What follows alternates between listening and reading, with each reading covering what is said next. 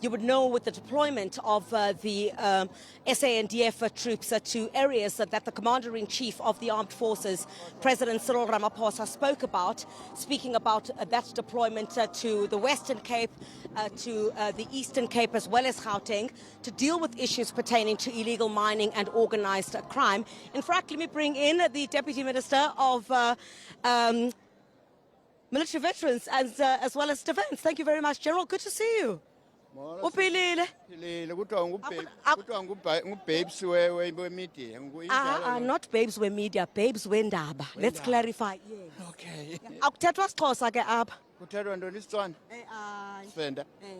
Okay, okay, General, very good to see you. Thanks indeed for your time. Very important day today as we commemorate, looking back, of course, to 1917. An important day to remember great sacrifices that have been made, and we look at it within the context of the democracy that we're in today, given the fact that we've got to commemorate the sinking of the SS Mendi.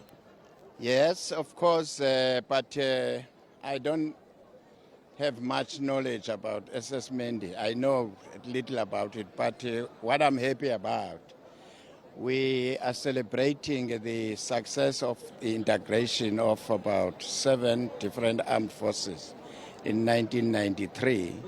And today is also to look back as to whether the SANDF is achieving its mission.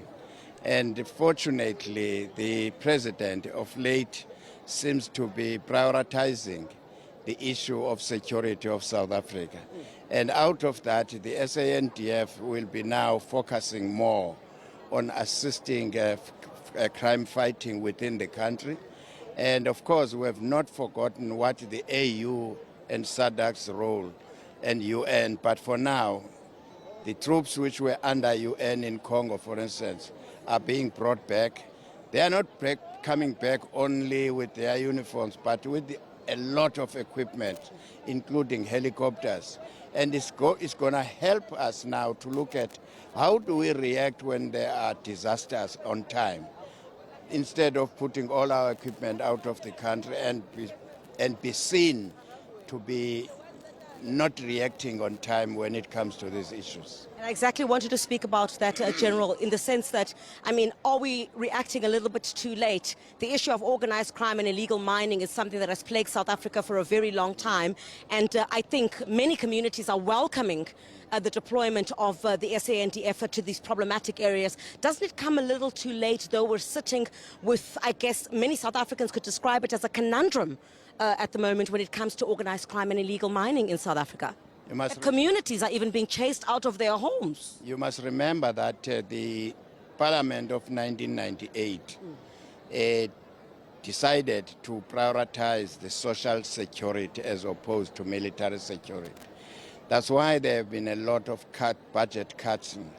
But I'm happy at least now. The president. You've been very vocal about your Yes. The president now is saying let's work towards 1.7% of the GDP. I hope the National Treasury will slowly begin to return the monies which were used to save or bail out SOEs, and also it was taken to education. So I'm satisfied with the little work. We're trying to turn around the situation. But the important thing is to emphasize on discipline and cooperation between the public and the soldiers.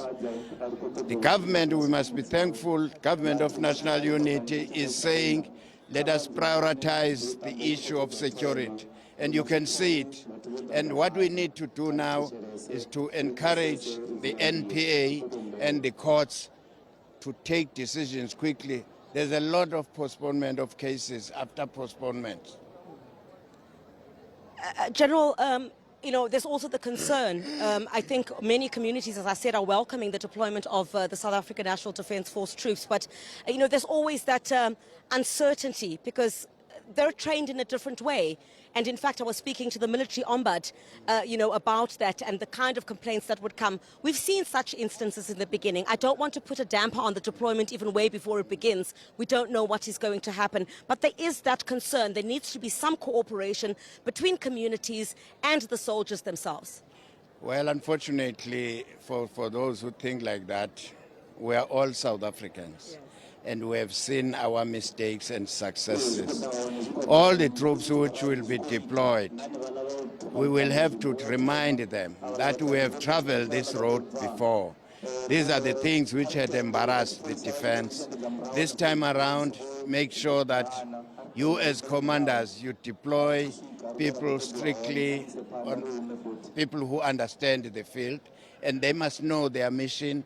Then the discipline will follow immediately once people know why they are there.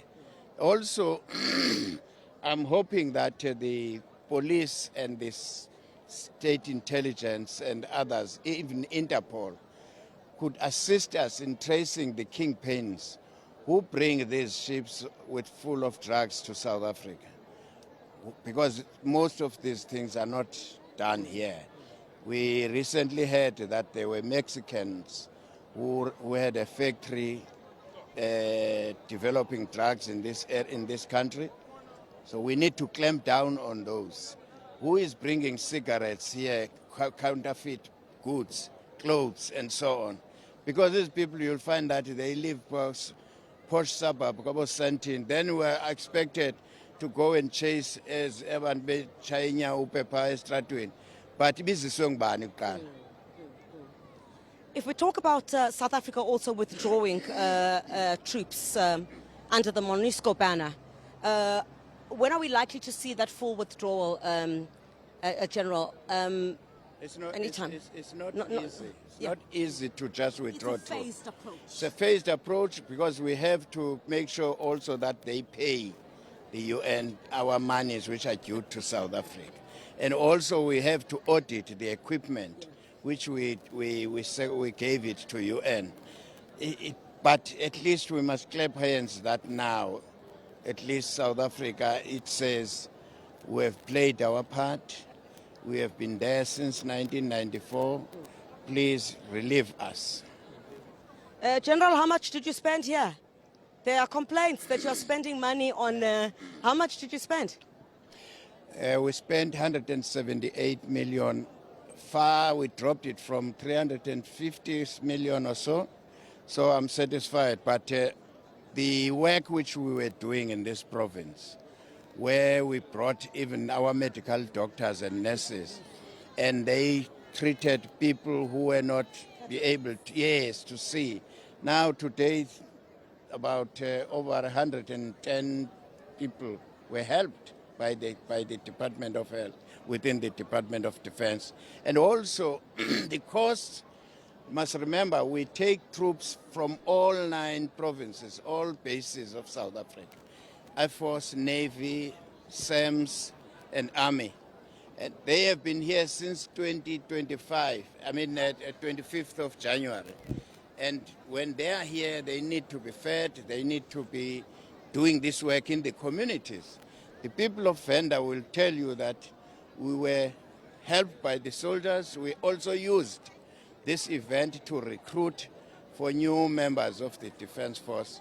Of course, I can announce that all the provinces now must go to their nearest bases and check the policy of how do they enroll, because we are recruiting as we speak.